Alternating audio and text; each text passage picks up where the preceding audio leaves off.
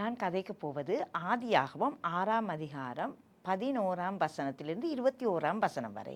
அந்த இடத்துல நோவாவை குறித்து கூறப்படுகிறது. அந்த இடத்துல சொல்லப்படுகிறது, பூமியானது அழிந்து சீர்கேடாகப்பட்டிருக்கும் பொழுது தேவன் நோவாவுக்கு ஒரு திட்டத்தை கொடுக்கிறார். அதாவது, நீ ஒரு பேழையை கட்ட வேண்டும், அதில் அகலம் இவ்வளவு, நீளம் இவ்வளவு, உயரம் இவ்வளவு என்று அளவுகளை கூட கொடுக்கிறார். நோவா என்கிற பெயரின் அர்த்தம் தேற்றல், இல்லாவிட்டால் தேற்றுபவர். அதாவது, நோவா தேவனுக்கு சொன்னதை செய்ய மற்றவர்களுக்கு ஒரு தேற்றவாளனாக இருக்க தீர்மானிக்கிறார். நோவா தேவனுடைய வார்த்தை சொல்லுகிறது, நோவா தேவன் கண்களுக்கு முன்பாக நீதிமானாகவும் உத்தமனாகவும் இருந்தான் என்று.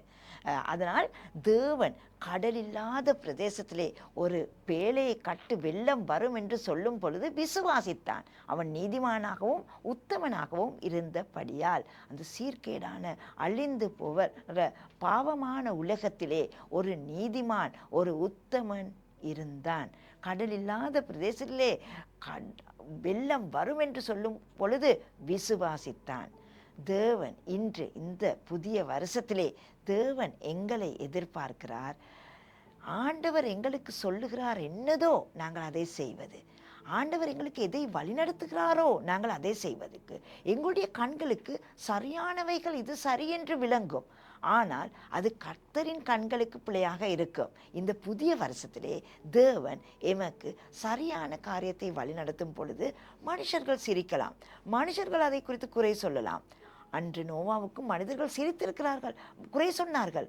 ஆனால் தேவனுக்கு கண் முன்பாக சரியானதை செய்தார். இன்று இந்த வருஷம் நாங்கள் தேவனுடைய கண் முன்னாக சரியானதை செய்வோம். தேவன் எங்களை உயர்த்துவார். கர்த்தர் தாமே உங்களை ஆசீர்வதிப்பாராக. நன்றி.